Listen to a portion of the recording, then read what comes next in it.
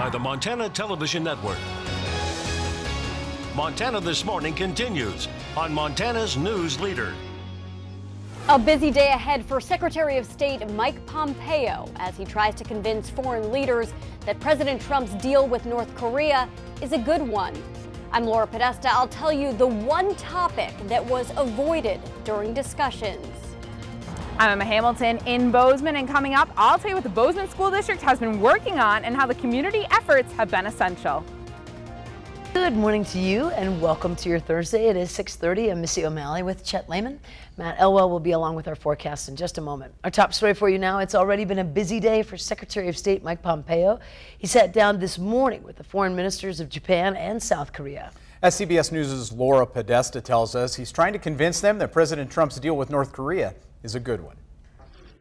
Secretary of State Mike Pompeo met with foreign leaders from Japan and South Korea, assuring them that North Korea would not receive a break from trade restrictions until it was clear the country was giving up its nuclear arsenal. We're going to get complete denuclearization. Only then will there be relief from the sanctions.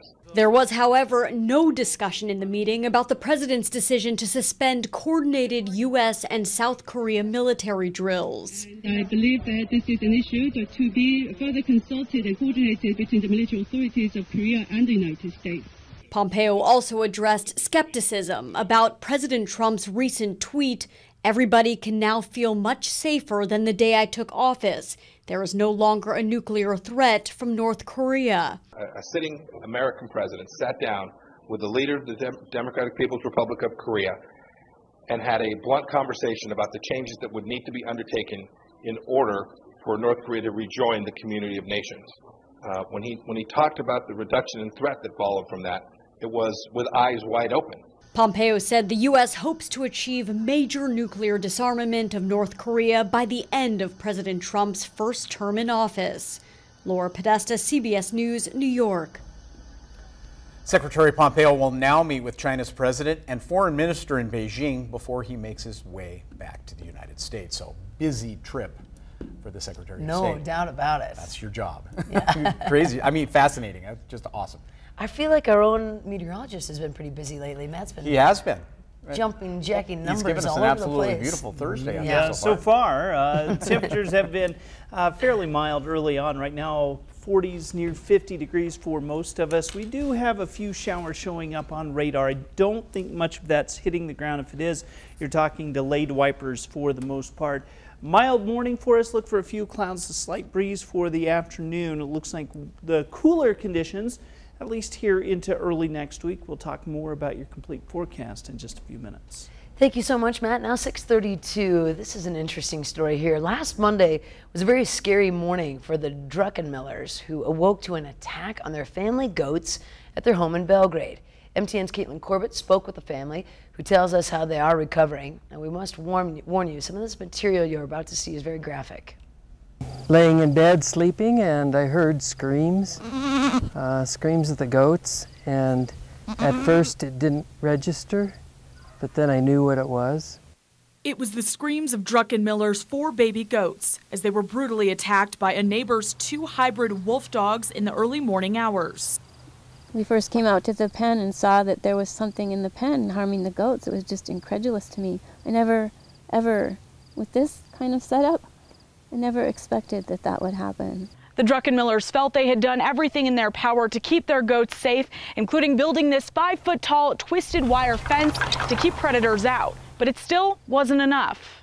That's where they entered, was a gate over here. They peeled back the wire off the wood, pulled the staples out, and then chased the goats around.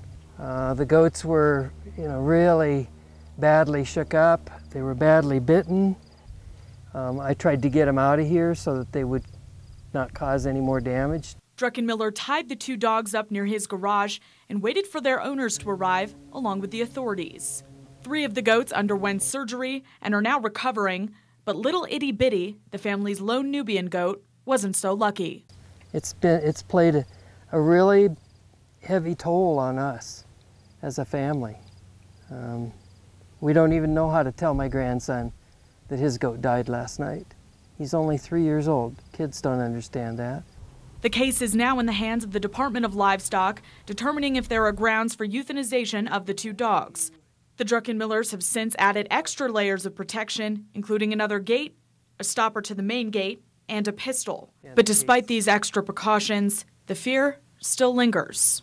They're not livestock, they're pets.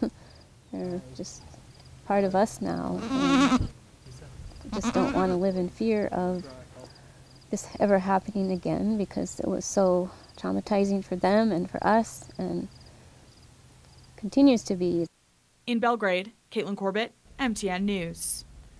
Now, the Druckenmillers estimate they've paid close to $4,000 in vet bills for their goats, and they're planning on seeking restitution. The Department of Livestock is still investigating the incident, which may take up to another week before possibly heading to court.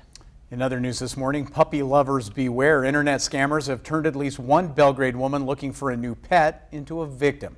She was looking to buy a puppy, but instead is now out hundreds of dollars. TN's Mallory Peebles shares what happened and has some advice for protecting yourself. I didn't know this whole world existed. Starting a search for a corgi puppy has been an emotional ride for this Belgrade mom and her kids. She was so excited. Instead of sharing snuggles with this cute corgi, today she's sharing a story of deception. Just to be blunt and honest, I feel stupid. She asked to remain anonymous, yet still shine light on the problem. Not getting the $900 back, but then I had a responsibility in this as well. A few weeks ago, she went online to find a new puppy. It led her to this website, which is still up today. It has a questionnaire for interested buyers, and even after filling that out, she was asked additional questions by email. Once she got through all that, it was time for payment, a request for a money order. After sending it, the seller then asked her to use a specific agency to transport the puppy and to pay additional money directly to them. It was at this point she realized it was all a scam, and she reached out to the Better Business Bureau. The BBB offers these tips. See the pet in person. Never pay a stranger with a money order, money wire, or MoneyGram. And do an internet search of the photos and testimonials to see if they're duplicated on other sites. And last, check the BBB Scam Tracker site. That way you'll know if the site has been flagged as fraudulent. So it's emotional because they're part of your family, they're part of your lives. She hopes by sharing her story, other people's pet search doesn't have the same ending. Reporting from Belgrade, I'm Mallory Peebles for MTN News. Now you can visit our website for a link to the Better Business Bureau's Scam Tracker website. Also, the National Park Service has made a poorly kept secret into an official announcement. As widely reported, Cameron Shawley will take over as superintendent in Yellowstone National Park. Current Superintendent Dan Wank is leaving in August, and there's been some controversy surrounding his departure. Wank has been at the post for 6 years, and he says he's being forced out of his job because of differences with the Trump administration. Senator Steve Daines, Congressman Greg Gianforte are applauding the new move for Shawley. Wank also praises Shawley and says he looks forward to smooth transition in park leadership. And Bozeman School District leaders are praising the local community for its support of education. Superintendent Rob Watson and others made comments during the Chamber of Commerce Community Issues Forum yesterday. Our own Emma Hamilton was there. It's a privilege to be able to talk about our school district and share our successes, but also share things that we're working on and things we'd like to do better. With summer in full swing, the Bozeman School District is able to take the time to share with the community what their focus has been recently. Building the new high school, school safety, incoming student literacy rates, and workforce development has been their top priority lately. And as the Bozeman School District has been working on these things, the community efforts and involvement has been exceptional. We're very privileged in Bozeman. We have a community that supports education and supports our district, and we recognize that. We're thankful for that. With the tremendous community involvement, Watson says him and his team understand the importance of informing everyone on current initiatives. We also recognize that it's our job to make sure that we reach out to the community and make sure they understand what we're working on and the data that we're tracking, and that we're holding ourselves accountable for that data. Part of coming together and looking at their findings is having the discussion about the future of Bozeman students. It gives us a better understanding of how each of us operates, but how each of us need to operate together for the best of our workforce and the best of our community. In Bozeman, Emma Hamilton, MTN News. Now, Watson says the Bozeman School District looks forward to continuing to work with the community to ensure success in local schools. And we do have a lot more to follow on that with the high school and everything else. Oh, yeah. Good morning to you and welcome to your Thursday. We're so glad you're with us. When we return, law enforcement gives you a heads up for a big credit card scam at the gas pump. But first, here's a heads up from Nora O'Donnell for what's coming up at 7 o'clock on CBS this morning. Good morning. Ahead here on CBS This Morning, Congressman Steve Scalise will play in the congressional baseball game tonight, exactly 1 year after he was shot during a practice. He talked to Nancy Cordes in his first interview since getting back on the field. Plus, country music star Dierks Bentley shows Jan Crawford what inspired him to leave Nashville for the mountains of Colorado to make his new album. We'll see you right at 7.